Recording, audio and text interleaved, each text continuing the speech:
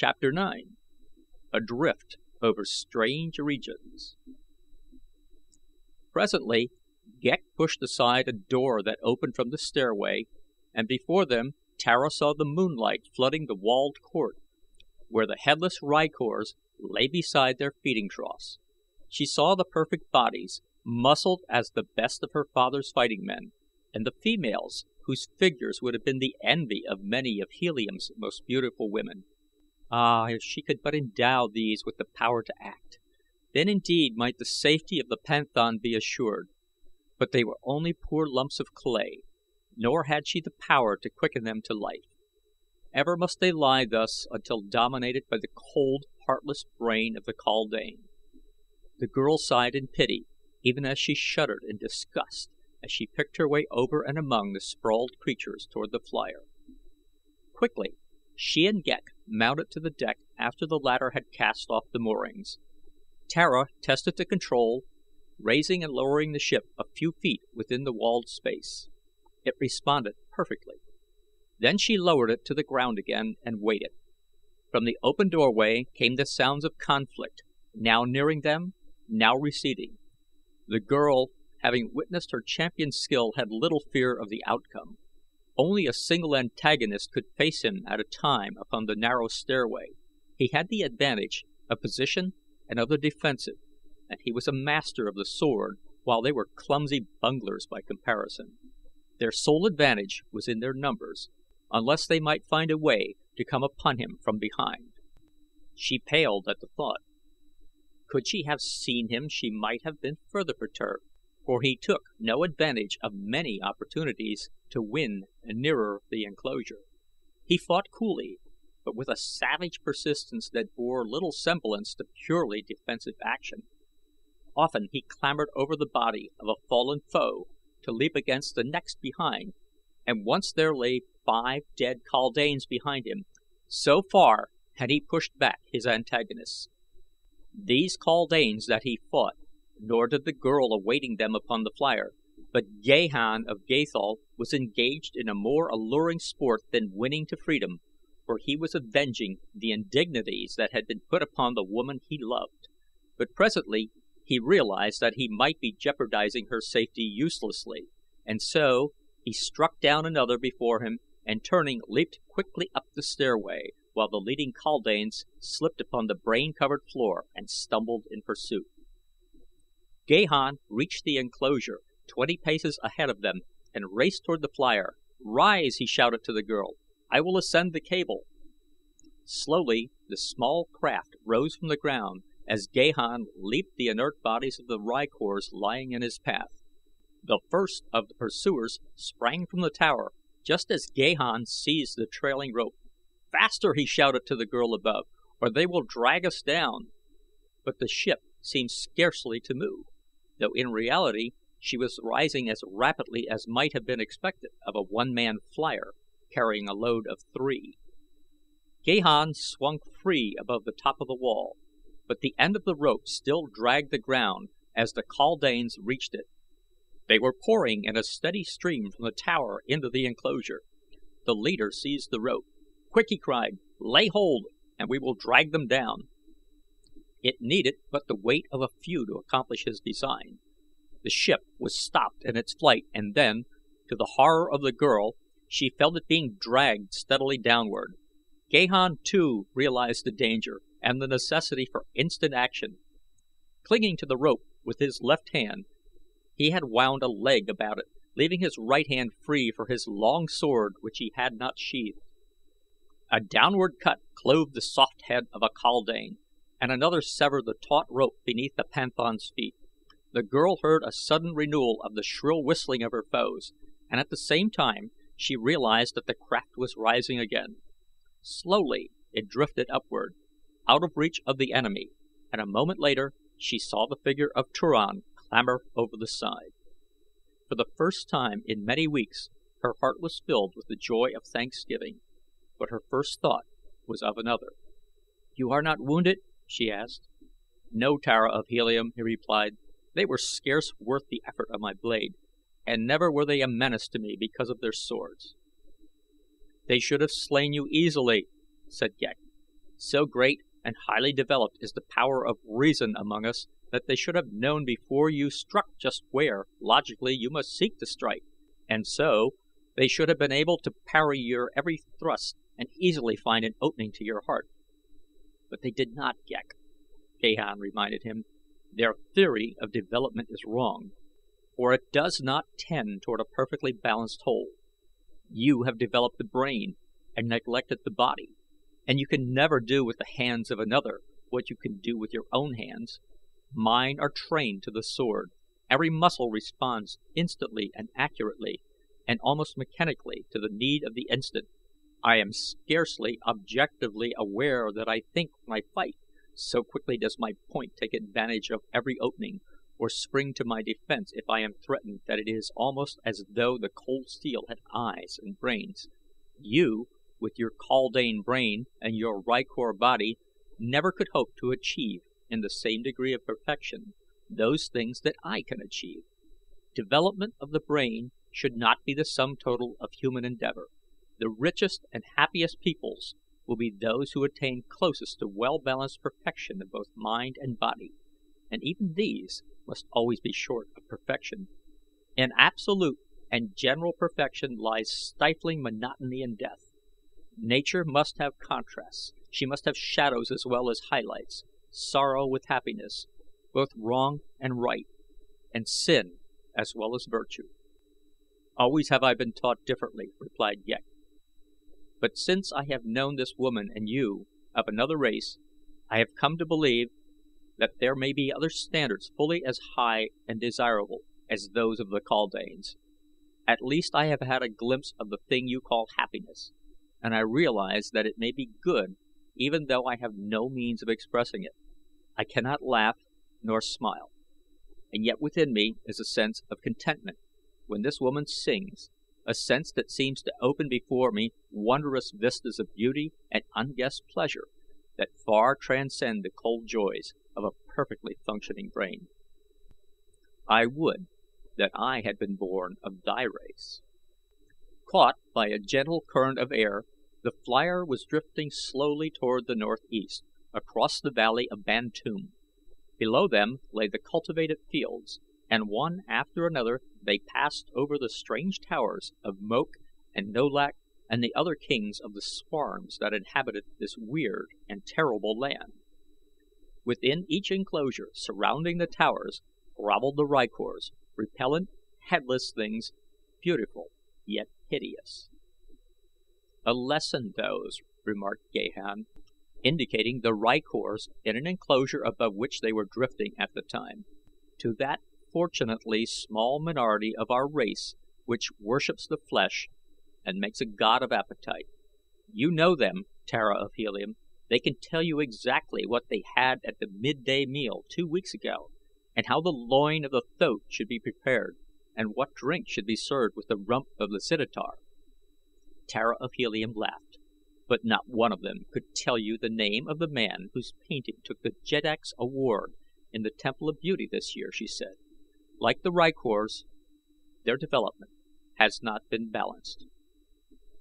Fortunate indeed are those in which there is combined a little good and a little bad, a little knowledge of many things outside their own callings, a capacity for love and a capacity for hate, for such as these can look with tolerance upon all, unbiased by the egotism of him whose head is so heavy on one side that all his brains run to that point.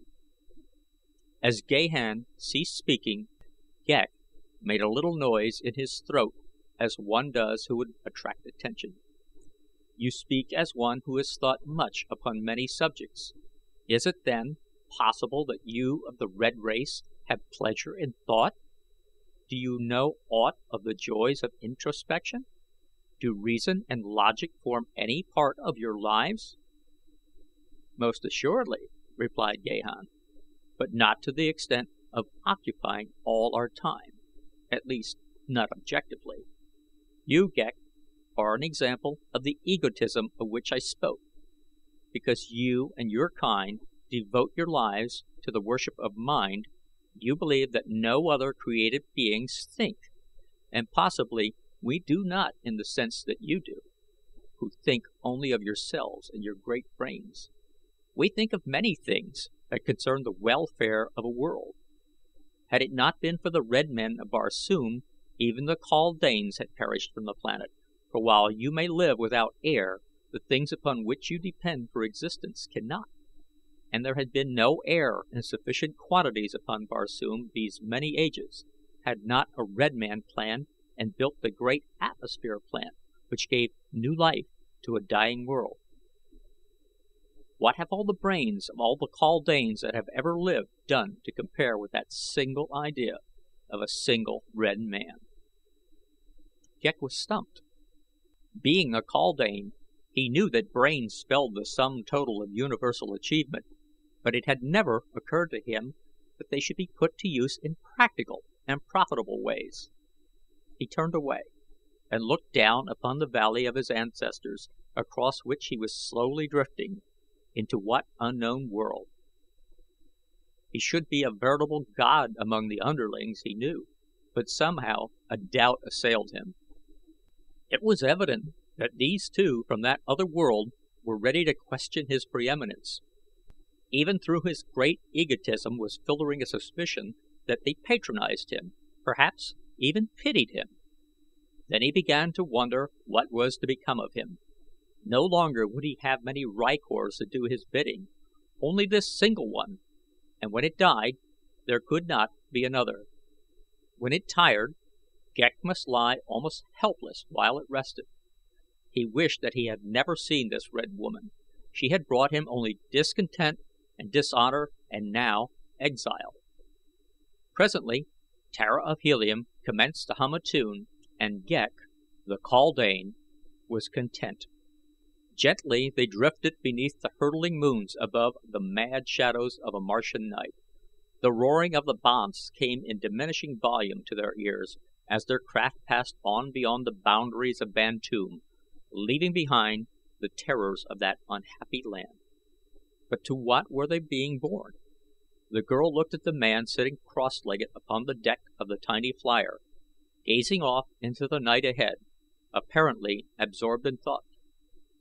"Where are we?" she asked. "Toward what are we drifting?" Turan shrugged his broad shoulders. "The stars tell me that we are drifting toward the northeast," he replied, "but where we are, or what lies in our path, I cannot even guess. A week since I could have sworn that I knew what lay behind each succeeding ridge that I approached, but now I admit in all humility that I have no conception of what lies a mile in any direction. Tara of Helium, I am lost, and that is all that I can tell you." He was smiling, and the girl smiled back at him. There was a slightly puzzled expression on her face. There was something tantalizingly familiar about that smile of his. She had met many a panthan. They came and went, following the fighting of a world, but she could not place this one. "From what country are you, Turan?" she asked suddenly. "Know you not, Tara of Helium," he countered, "that a panthan has no country? Today he fights beneath the banner of one master, tomorrow beneath that of another." "But you must owe allegiance to some country when you are not fighting," she insisted. "What banner, then, owns you now?" He rose and stood before her, then, bowing low, "And I am acceptable," he said. "I serve beneath the banner of the daughter of the Warlord, now and forever." She reached forth and touched his arm with a slim brown hand. "Your services are accepted," she said, "and if ever we reach Helium, I promise that your reward shall be all that your heart could desire." "I shall serve faithfully, hoping for that reward," he said, but Tara of Helium did not guess what was in his mind, thinking rather that he was mercenary. For how could the proud daughter of the Warlord guess that a simple panthan aspired to her hand and heart? The dawn found them moving rapidly over an unfamiliar landscape. The wind had increased during the night and had borne them far from Bantoom. The country below them was rough and inhospitable. No water was visible, and the surface of the ground was cut by deep gorges, while nowhere was any but the most meager vegetation discernible. They saw no life of any nature, nor was there any indication that the country could support life. For 2 days they drifted over this horrid wasteland. They were without food or water and suffered accordingly.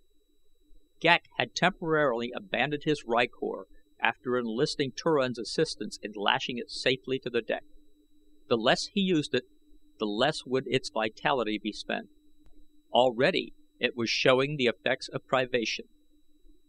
Ghek crawled about the vessel like a great spider, over the side, down beneath the keel, and up over the opposite rail. He seemed equally at home one place as another. For his companions, however, the quarters were cramped, for the deck of a one-man flier is not intended for 3. Turan sought always for signs of water. Water they must have, or that water-giving plant which makes life possible upon many of the seemingly arid areas of Mars. But there was neither the one nor the other for these 2 days, and now the 3rd night was upon them. The girl did not complain, but Turan knew that she must be suffering, and his heart was heavy within him. Ghek suffered least of all, and he explained to them that his kind could exist for long periods without food or water. Turan almost cursed him as he saw the form of Tara of Helium slowly wasting away before his eyes, while the hideous Kaldane seemed as full of vitality as ever. "There are circumstances," remarked Ghek, "under which a gross and material body is less desirable than a highly developed brain."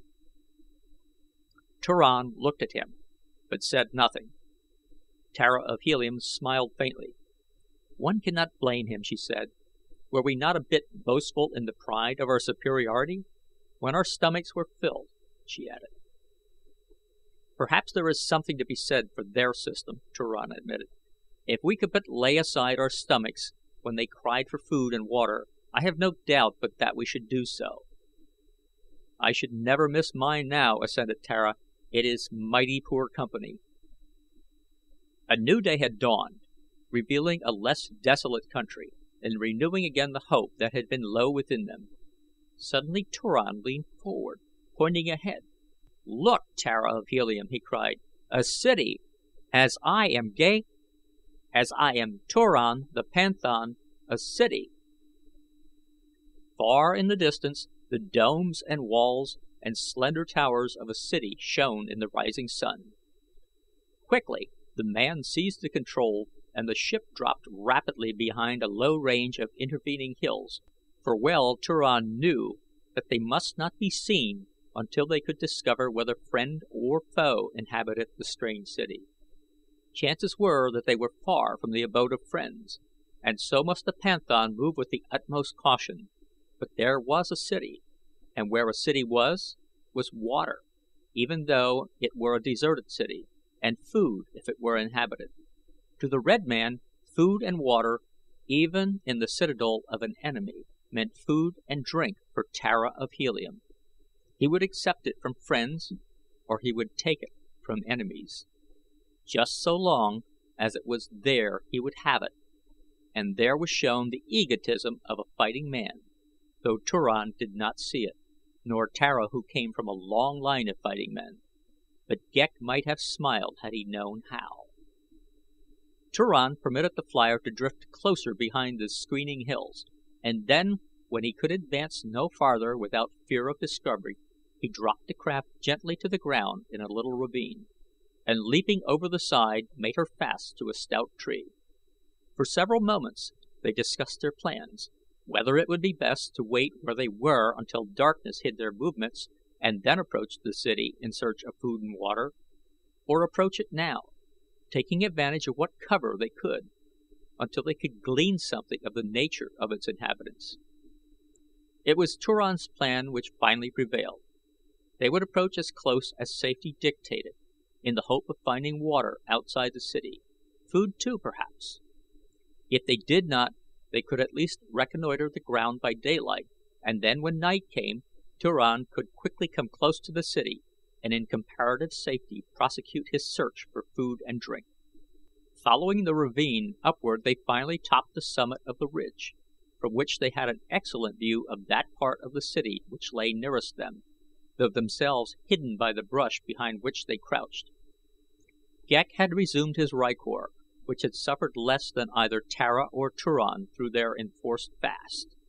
The first glance at the city, now much closer than when they had first discovered it, revealed the fact that it was inhabited. Banners and pennons broke from many a staff. People were moving about the gate before them.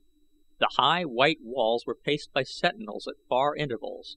Upon the roofs of higher buildings the women could be seen airing the sleeping silks and furs. Turan watched it all in silence for some time. "I do not know them," he said at last. "I cannot guess what city this may be, but it is an ancient city. Its people have no flyers and no firearms. It must be old indeed." "How do you know they have not these things?" asked the girl.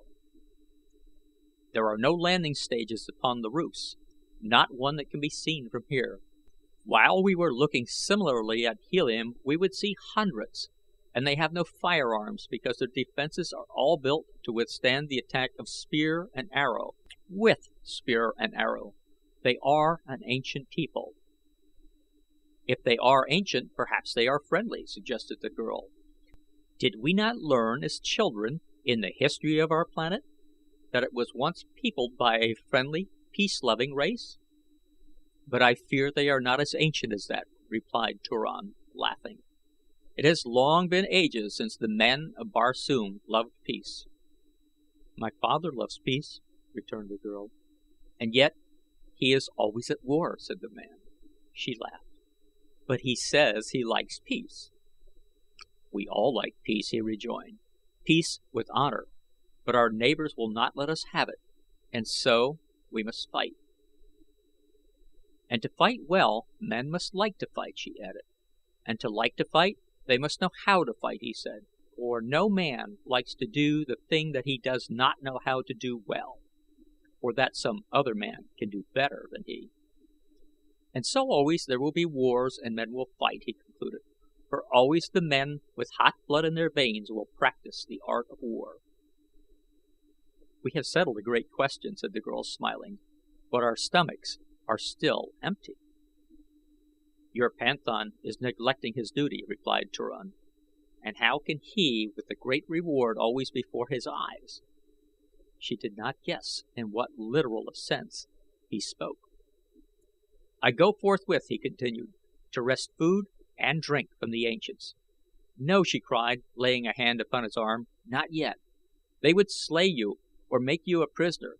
You are a brave panthan and a mighty one, but you cannot overcome a city single-handed." She smiled up into his face and her hand still lay upon his arm. He felt the thrill of hot blood coursing through his veins. He could have seized her in his arms and crushed her to him. There was only Ghek the kaldane there, but there was something stronger within him that restrained his hand. Who may define it, that inherent chivalry that renders certain men the natural protectors of women? From their vantage point they saw a body of armed warriors ride forth from the gate, and winding along a well-beaten road pass from sight about the foot of the hill from which they watched. The men were red, like themselves, and they rode the small saddled thoats of the red race. Their trappings were barbaric and magnificent, and in their headdress were many feathers, as had been the custom of the ancients. They were armed with swords and long spears, and they rode almost naked, their bodies being painted in ochre and blue and white. There were perhaps a score of them in the party, and as they galloped away on their tireless mounts they presented a picture at once savage and beautiful. "They have the appearance of splendid warriors," said Turan. "I have a great mind to walk boldly into their city and seek service." Tara shook her head.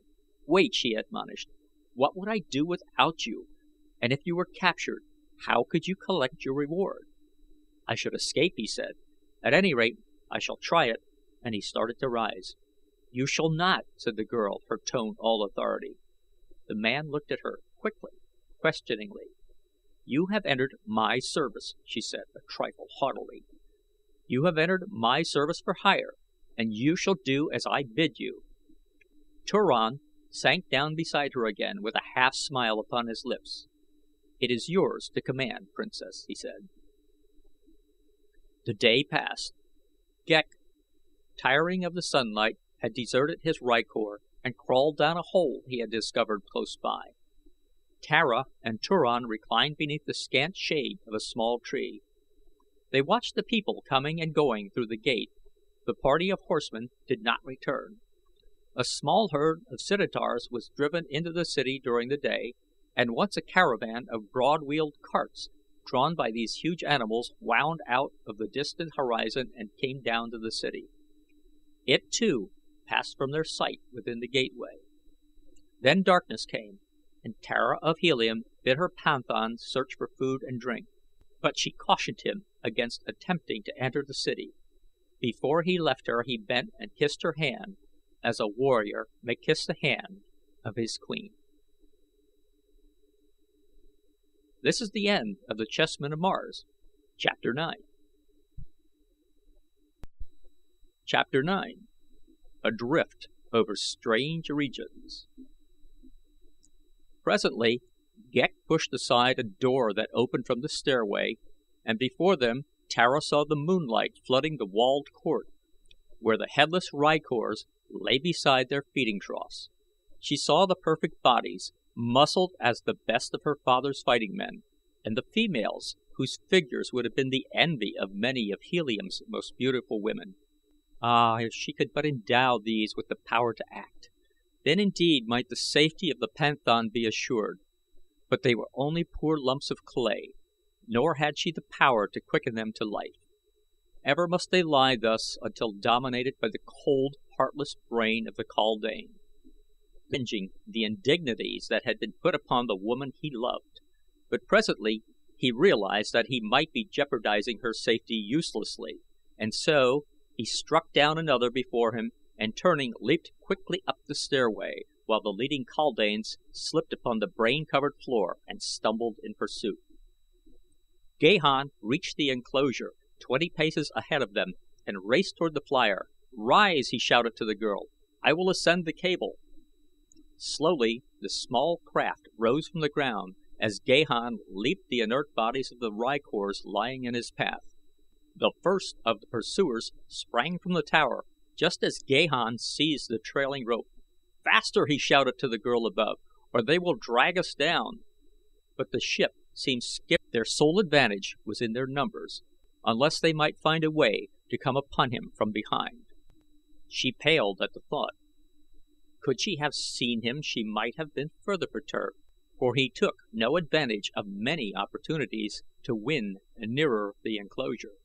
He fought coolly, but with a savage persistence that bore little semblance to purely defensive action. Often he clambered over the body of a fallen foe to leap against the next behind, and once there lay 5 dead kaldanes behind him. So far had he pushed back his antagonists. These kaldanes that he fought, nor did the girl awaiting them upon the flier, but Gahan of Gathol was engaged in a more alluring sport than winning to freedom, for he was avenged. The girl sighed in pity, even as she shuddered in disgust as she picked her way over and among the sprawled creatures toward the flier. Quickly she and Ghek mounted to the deck after the latter had cast off the moorings. Tara tested the control, raising and lowering the ship a few feet within the walled space. It responded perfectly. Then she lowered it to the ground again and waited.